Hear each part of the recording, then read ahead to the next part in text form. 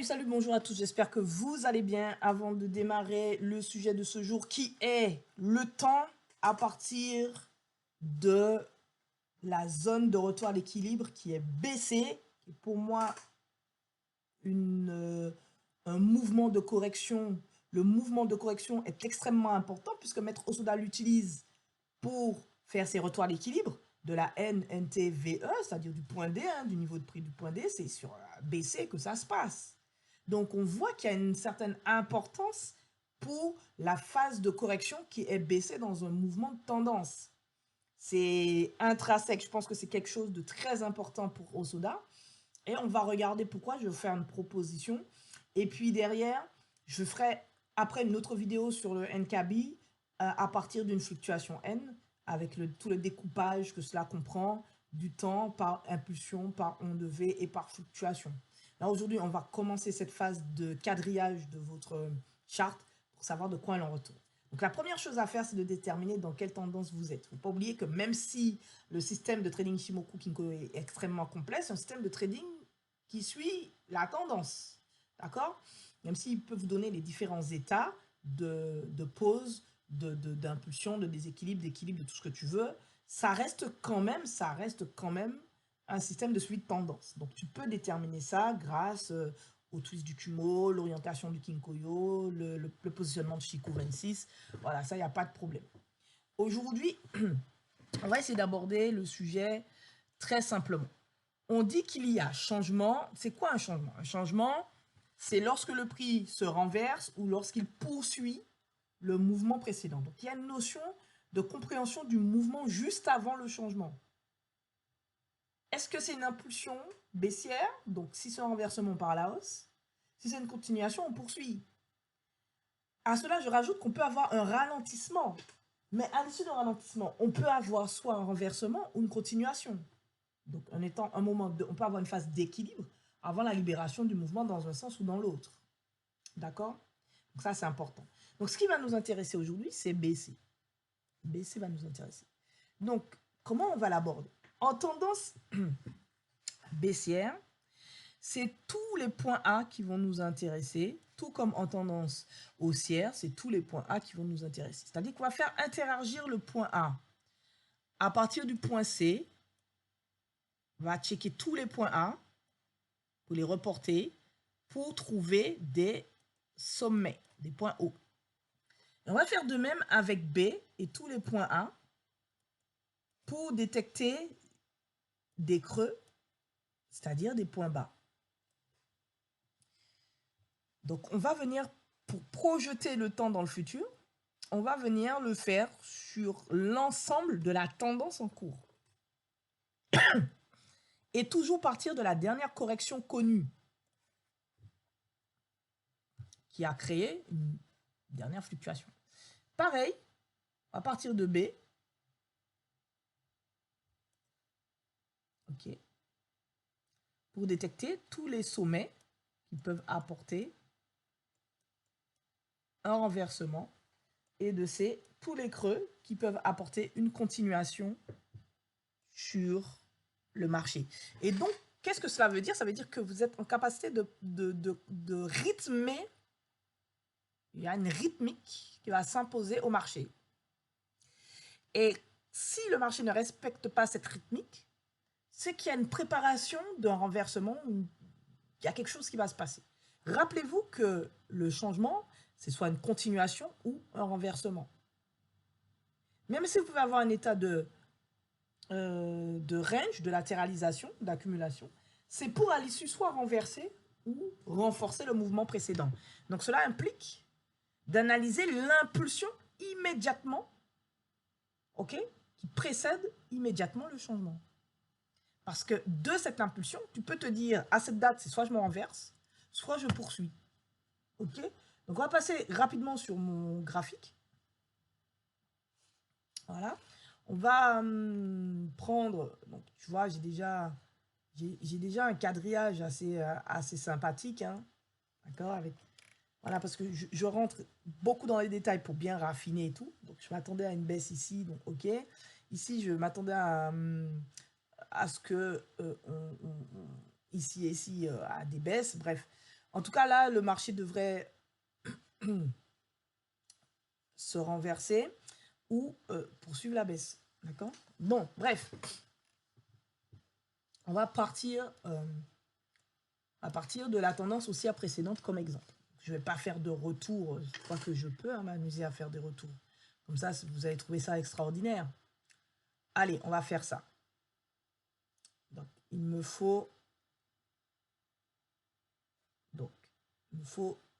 du background. Donc, on va faire ça.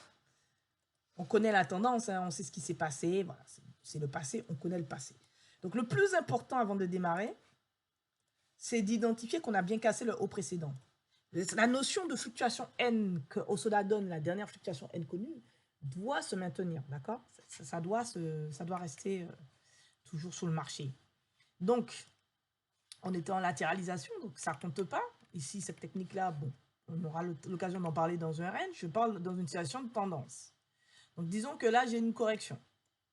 Okay, on a bien vu qu'après, le mouvement se poursuit. Donc, il n'y a pas de surprise. On peut dire que ça, c'est une correction, puisqu'on sait qu'après, ça se poursuit, d'accord? Mais si tu veux valider que c'est bien une correction, tu peux attendre une impulsion qui vient, qui casse ça avec une clôture, d'un point de vue bougie. Voilà. Donc là, voilà, c'est validé. À ce niveau-là, c'est validé. Donc là, maintenant, je pose mon outil sur le point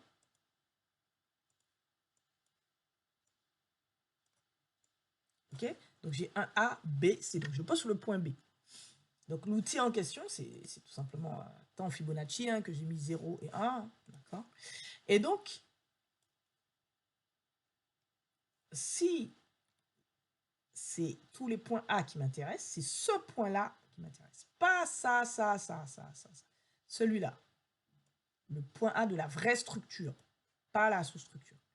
Et donc ici, je suis censé avoir un changement, cette date, ce jour, cette heure. Donc en gros, ici, je suis censé avoir un mouvement de baisse. Pourquoi? Parce que je pars du point B qui est un sommet. Donc ici, je suis censé avoir de la baisse. Donc ici, tu vois, je ne peux pas. Ici, on peut avoir une petite phase de correction ici. Pardon, j'ai dit la baisse. Ici, une phase de baisse, pardon. Ici, une phase de baisse ici, d'accord.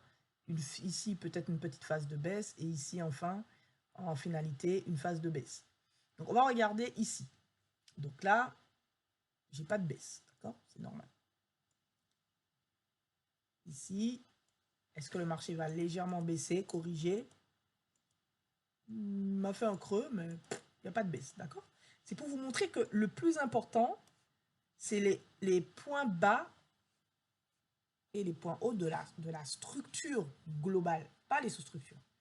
Okay? Si tu veux faire la même chose, tu vas sur une unité de temps 40 minutes, tu regardes la structure de 40 minutes et tu fais la même chose. Mais en 4 heures, c'est la structure de 4 heures que tu regardes pour faire ça. D'accord? C'est clair? C'est la seule règle que je vous demande de respecter, c'est que je respecte la structure globale de 4 heures. Si je veux travailler le temps sur les unités de temps inférieures, je vais en 40 minutes ou en 30 minutes, et je le fais sur les impulsions, la sous-structure ici. Donc ici, on arrive, boum, là, je m'attends à un changement. C'est-à-dire que là, je ne vais pas tergiverser, je ne vais pas spéculer. J'étais en impulsion haussière, je m'attends à une baisse ici. Pourquoi? Parce que techniquement, je pars du point B. Okay? Maintenant, si je veux savoir quand est-ce que je peux reprendre une tendance, je ne vais pas partir sur un mouvement qui n'est pas harmonieux, tu vois. Là, c'est pas harmonieux. Je fais même pas une onde de V. Je peux même pas dire si je pars d'ici pour faire ça, c'est quoi le, tu vois. Donc là, j'ai fait, voilà. Là, je fais une onde de V. C'est harmonieux, mais partir d'ici, c'est pas harmonieux.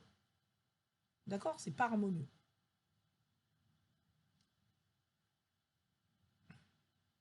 Donc, c'est les points bas qui m'intéressent. Parce que je peux voir une onde de V se dessiner en passant de là à là. Ici, je ne sais pas ce que c'est, d'accord? Peut-être une fluctuation N, mais en devenir, d'accord? Ça n'a pas de sens. Donc, ce que je vous propose, c'est toujours partir du point bas officiel de la structure. Donc, ici, je m'attends à un départ à la hausse, ici. Et on va pas, on s'attend, d'accord? On ne spécule pas plus. Donc là, le marché baisse. Et là, le marché monte du mieux qu'il peut. Hein. J'ai bien eu une poussée. Et j'ai une nouvelle correction. Donc là, j'ai pas assez de background pour descendre, pour projeter plus en avant. Donc la nouvelle correction, elle est très bienvenue. Même si cette nouvelle correction n'a pas encore cassé le dernier point haut connu. Ça reste quand même une sous-structure qui m'a créé une correction. Donc je vais l'exploiter. Je vais l'exploiter. Donc ici, si je veux savoir les points bas, donc ici, je suis censé avoir un changement ici. Donc, prévisionnellement parlant, un point bas. Là, c'est pas harmonieux. D'accord? Là, c'est harmonieux. Ensuite, j'ai ce mouvement-là que je pourrais identifier. J'ai celui-là et j'ai celui-là. Donc, moi, ce que je vous conseille, c'est de partir des points bas de structure. J'ai cassé, donc ça, c'est validé. C'est un point bas de structure. D'accord? Donc, je m'attends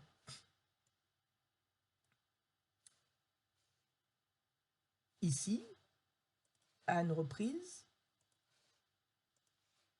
achat. OK? C'est harmonieux.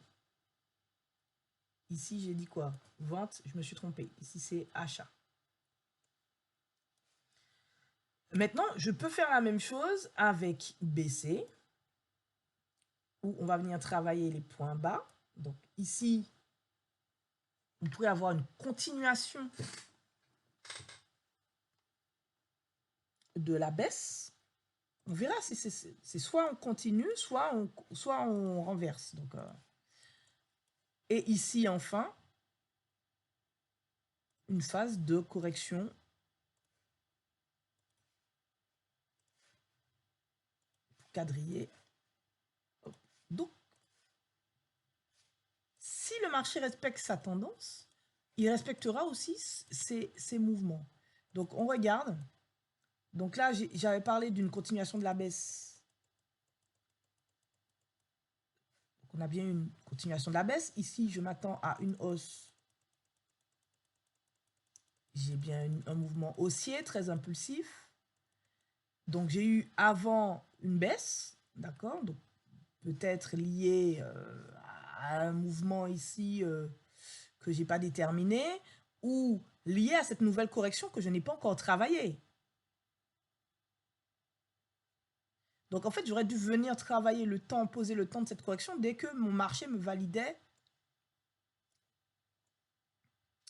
le renversement. Donc avant d'aller plus loin, on va le faire tout de suite. Donc ici, je m'attends à un départ avec cette correction. Hein. Si je prends ce temps-là, ce creux-là, est-ce que je peux me permettre? Non, parce que le creux, le bas, le plus valide, c'est celui-là. Bon, si je prends celui-là pour X raisons, la baisse serait de courte durée. Et ici, on partirait à la hausse. Donc, on va regarder. Ici, effectivement, on repart à la hausse. On a une impulsion haussière. Donc, ici, on est censé avoir un renforcement de cette hausse par rapport au temps précédent. Okay. Donc, on va poursuivre. Donc, on voit que le marché a plutôt latéralisé. Donc, hausse plus hausse, il a latéralisé. Je ne sais pas si ce sera tout le temps comme ça, mais on voit bien qu'à partir de là, il cherche à pousser. OK, donc on latéralise. Ici, on est censé avoir un départ à l'achat aussi.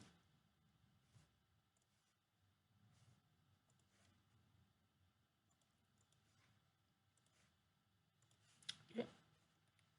Et enfin, ici, l'ultime. Ici, on est censé avoir, hop, de l'achat aussi ici. Maintenant que j'ai fait travailler tous les points où je pense, à partir de cette correction, attention, j'ai encore une autre correction ici qui s'est formée. Donc, je peux encore venir quadriller mon marché. D'accord? Donc, je ne vais pas le faire ici. Je vais de même regarder quand est-ce que mon marché peut corriger. Donc, pas ici. Ici, on a vu. Hein. Alors, regardez la correction. Ok, ça marche. Et enfin ici. Donc, ici, je ferai attention parce que le marché peut corriger. Donc là, j'ai deux dates qui sont vachement proches. On va voir comment le marché réagit. Donc, on monte, on monte, on monte. Boum. Ici, on est censé corriger. Donc, on corrige. Ici, on est censé repartir à la hausse. On repart à la hausse. Vous avez vu comment c'est marrant? Voilà. Et ensuite, là, on est censé partir à la hausse ici. Hop, ici, on a un petit mouvement haussier. Mais pas plus. Donc, on est dans une phase de ralentissement quand même. Donc, vous voyez comment, quand Osoda dit le temps est tout, je pense que cette approche, à partir de chaque correction du marché, vous permettra de quadriller le marché sur la base d'une notion qui est tout simplement la... Est-ce que je peux parler de symétrie? Je ne sais pas si je peux parler de symétrie, mais en tout cas, je peux vous dire que cette correction qui porte non seulement les retours à l'équilibre, porte aussi en son sein le secret du temps pour toujours aller dans le bon sens. Sur ce, les amis, je vous souhaite une très très bonne étude. Ok, n'hésitez pas, abonnez-vous si vous voulez d'autres informations sur Ichimoku, même si je ne délivre pas tout comme ça d'une traite. Mais je pense que je donne suffisamment d'éléments pour vous aider à commencer à réfléchir, pour essayer de cogiter et de faire une stratégie. Sinon, vous pouvez nous rejoindre sur notre Discord. Il y a une stratégie publique, gratuite, disponible, qui vous permettra, à coup sûr, je pense, de vous épanouir petit à petit en Ichimoku et surtout commencer à trader tranquillement à tête reposée. Donc, n'oubliez pas, abonnez-vous, mettez un pouce et partagez l'information si vous la trouvez pertinente. Laissez des commentaires, peu importe, ils sont toujours bienvenus. Et je vous dis tous à très vite sur la chaîne STS Trading Ichimoku Kinkoyo.